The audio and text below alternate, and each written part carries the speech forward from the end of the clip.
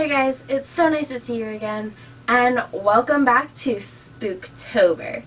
So, as it's now getting close to Halloween, I thought I would show you guys how to make your own zombie costumes for Halloween, because it's something that's quick and easy and doesn't take a lot of money. All of this stuff you can find at the grocery store or at a Halloween store, and it's a lot easier than it looks. And I mean, who doesn't like zombies? So this is some of the stuff that I'm going to be showing you guys how to do, and yeah, let's just jump right in. Let's go. So you guys are going to want a cup, or not necessarily a cup, but a container that you can put in the microwave. I'm using a plastic cup because it means I can throw it away. A plastic spoon of some sort for stirring it. We're going to use some glycerin. So you can see I got mine at CVS. Doesn't really matter where you get it, just need glycerin. And you'll also need some unflavored gelatin. Now I use Knox just because that's what I've seen used, and I have used it and it works pretty well for me, but I'm sure that you could use another brand if you wanted to, but that's just what I use. And then to make our fake blood, we're going to use some corn syrup. You want to make sure you get the lighter color one because that way we can color it. Some food dye so that you can color it, and some peanut butter, which this just happens to be the one that I have laying around my house. So this is kind of what you're going to be using.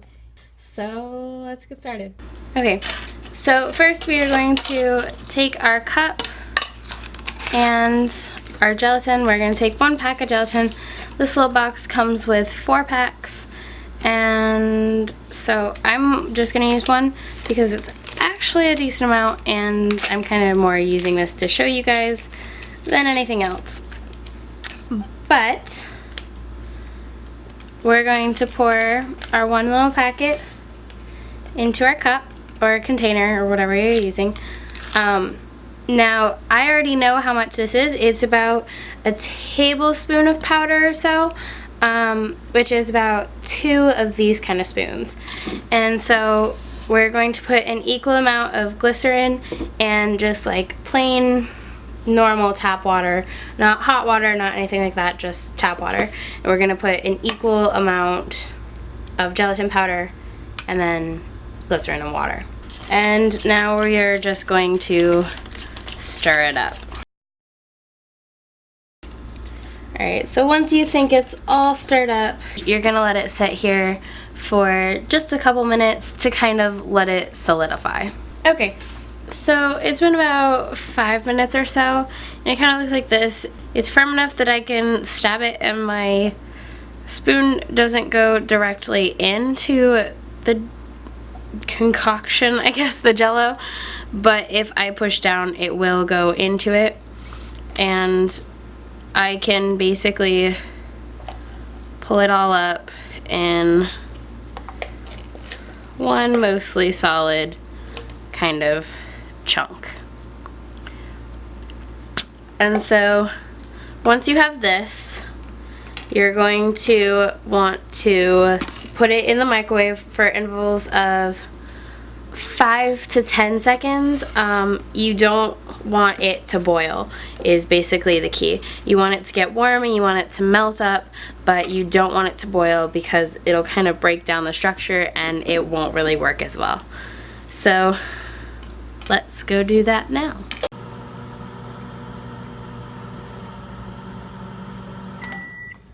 But so you basically just want the runny consistency, and now you are ready to start making your prosthetics or your little wounds. So you can remelt these and use them multiple times, and so yeah, let's make some wounds. I've kind of moved into my room because I just thought it would be easier and I can sit down and do it. So what you're going to do is, first of all, you want to make sure that it's not too hot for your hand because you don't want to burn yourself, because you are going to be putting it straight onto your skin. Now you don't have to do this, you can make it on a plate or on a mold or however you want, but I find that it works well if you just make it on your hand. And so you're going to kind of just start applying some of the gelatin wherever you want your wound. And something really cool about this gelatin as well is that you can actually peel it off and reuse it multiple times. So if you want to make it now and put it on later, or you want to make it on your hand and then decide you want it on your face or something, you can. So you also want to try and make the edges of it as close to your skin as you can, and as it starts to dry, kind of start pulling at things to make little ridges. And now this is actually drying a little bit faster than I want it to. I think it's just because my room is a little bit colder, but as it starts to dry, you want to pull at it and it will start to make little ridges. And like I said, you want to try and keep it flat against your skin on the edges so that it blends and it doesn't just look like this big thick glob, and it looks a little bit more realistic. And so I think I'm about done with this. See how it has the little ridges, and you can see over here it's a bit thinner so that it blends into my skin. And I have this one big ridge where it kind of just pulled up, but that's okay, that can be just a gnarly little scar. Alright, so the first part is done. You now have your gelatin on your hand, and it doesn't take very long for it to cool. As you can see, it's not really sticking anymore, and you can move around.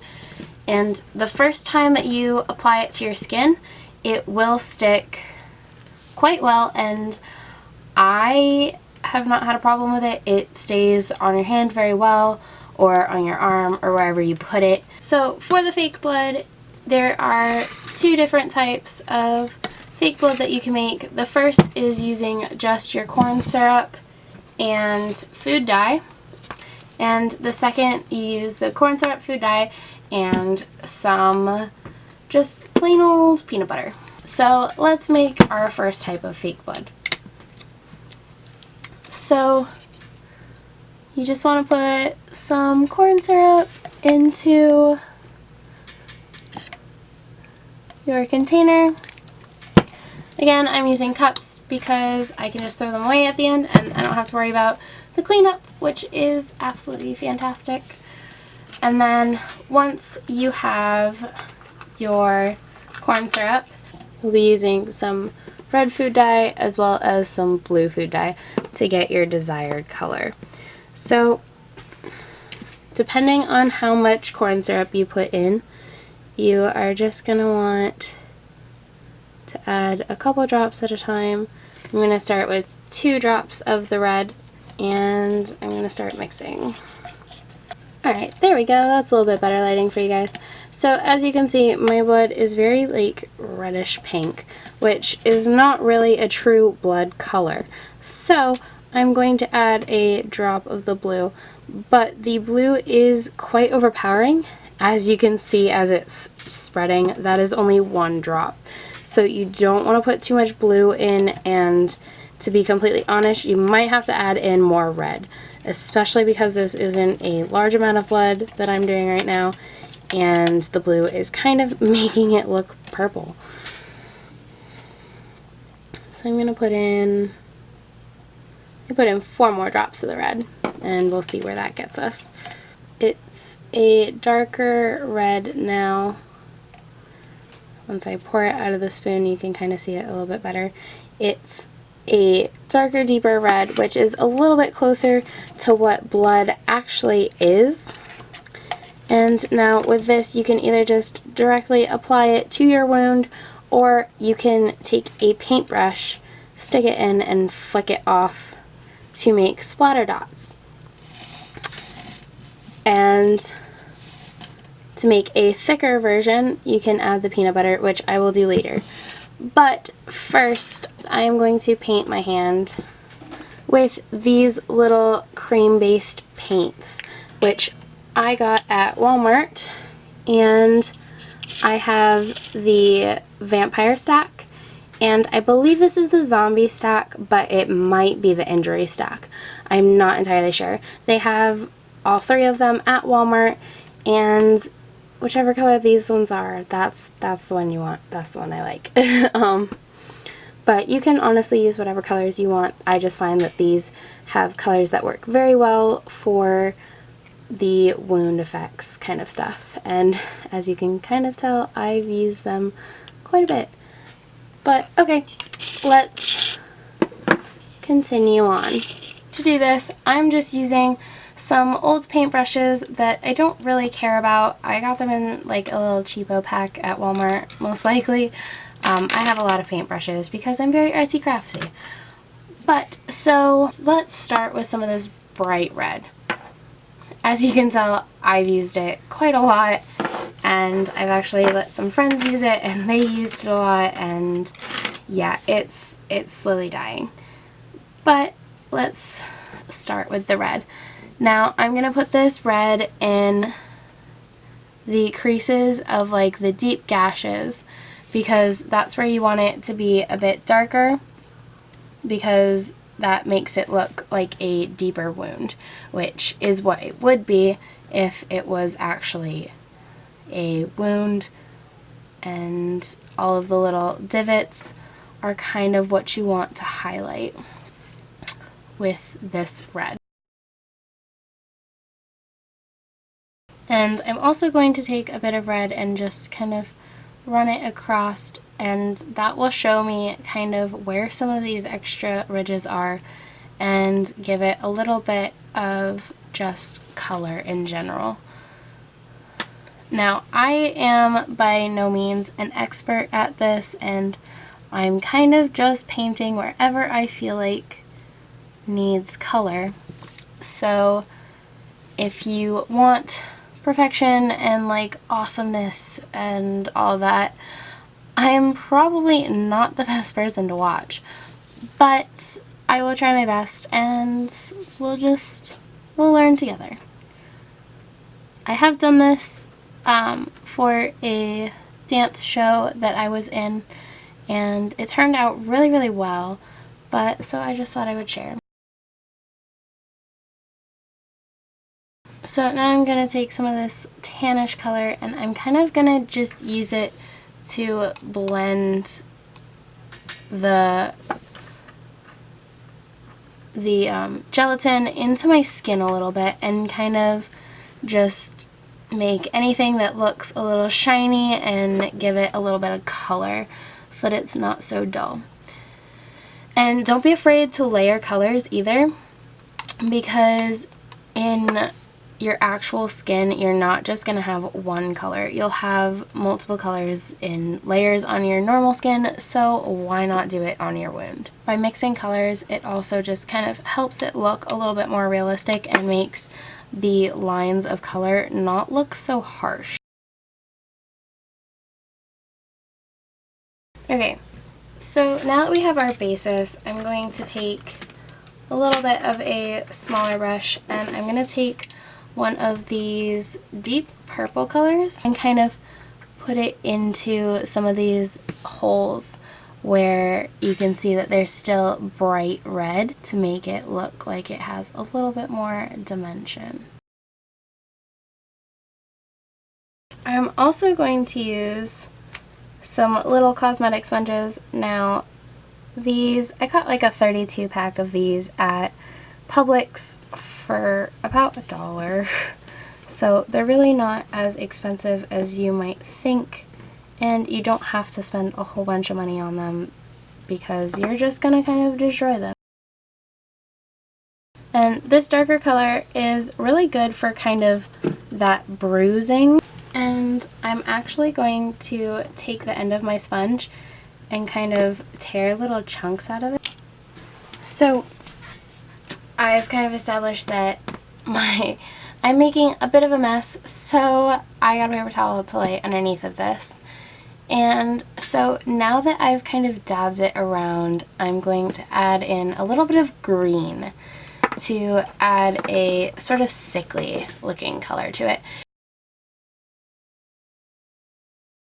So don't worry, we are not going to leave it this dark. We are going to lighten it back up with some of that tan again, but we have to add in some of the darker colors to make it look a little bit more believable and a little bit more kind of dramatic.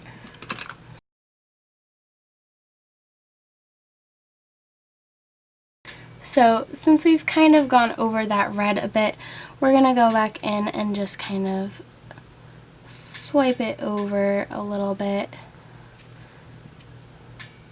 We don't want too much red because it will kind of look out of place, but you want to give it that pinkish tone again to kind of put a little bit of life back into it. If you want something that's more of just kind of a bleeding wound, stick to more of the reds and the darker purples and maybe a little bit of the tan. This particular one is not coming out quite as well as I wanted it to. However, it'll look a lot more realistic once we add some fake blood. So this is our blood that we made earlier that is just the corn syrup and our food coloring, and this is just kind of very sticky, and I don't want to use too much of it, but I do want to use some of it. So I'm going to try to put it along my cuts.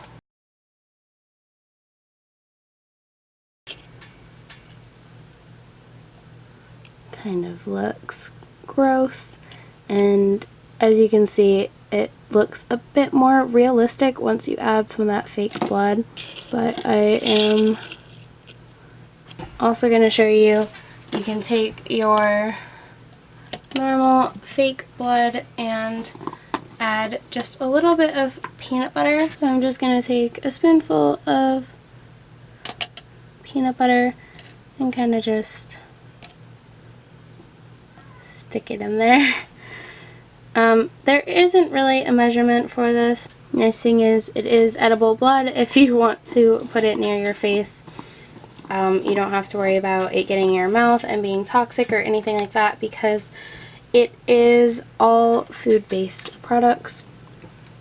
And so once you get your peanut butter in there, you kind of just want to stir it in.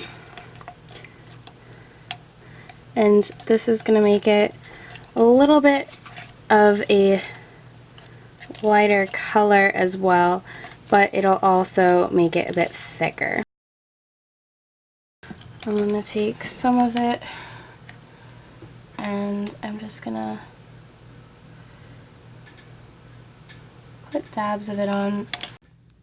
Alright, so I have my phone balanced on a spray paint can, so yeah, don't judge me. But I am just going to use my finger to spread around this blood because, well, why not? I feel like it. So I'm just going to kind of spread it around, and it is sticky because it's corn syrup and peanut butter. So if you don't want sticky, then I really don't know what to tell you.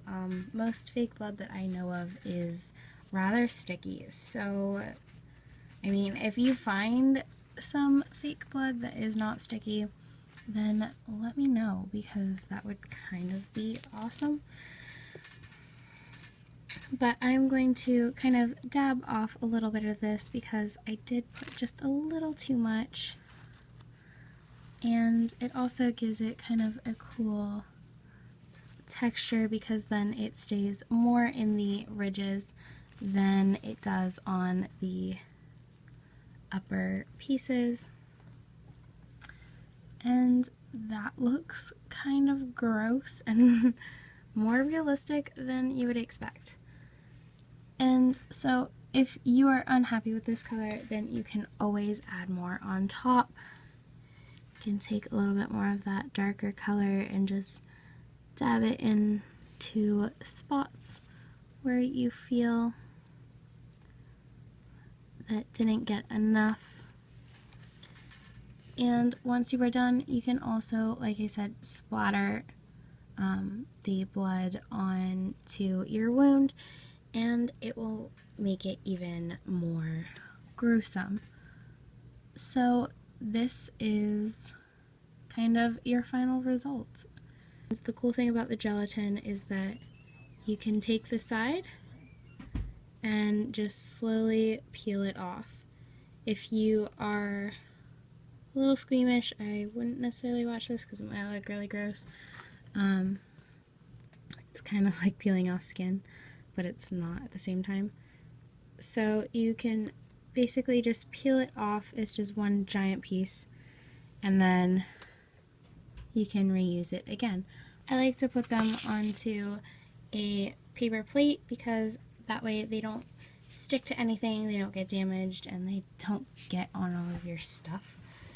But once you peel it off, you do need to use something to keep it on your skin, whether you use liquid latex, or if you were allergic to liquid latex, you can also use spirit gum, which I have never personally used, but I'm thinking I might get some for Halloween.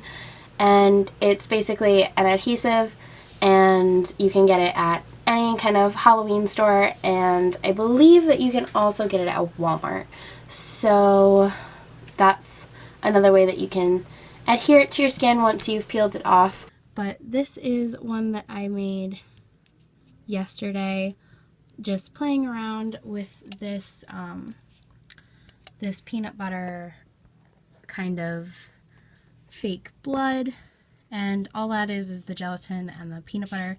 This is obviously everything you just saw, but these are some of the things I've done, and I will also post some pictures of other things that I've done in the past. And that is all I have for this video. I hope you enjoyed it, and I hope that this helped you guys out with Halloween costumes. And if you decide to make this yourself, then send me some pictures below or on social media. All of my links are in my description box below because I want to see what you do. And yeah, if you liked this video, make sure to give it a thumbs up and comment down below if this helped you with your Halloween costume. And while you're down there, make sure that you click subscribe because I try to upload every week. And so make sure that you're subscribed to be notified when those videos go up. Alright, well, I guess that's it. Thank you guys so much for watching. You guys rock. I hope you have an amazing day and a great Halloween. And I'll see you next time. Bye.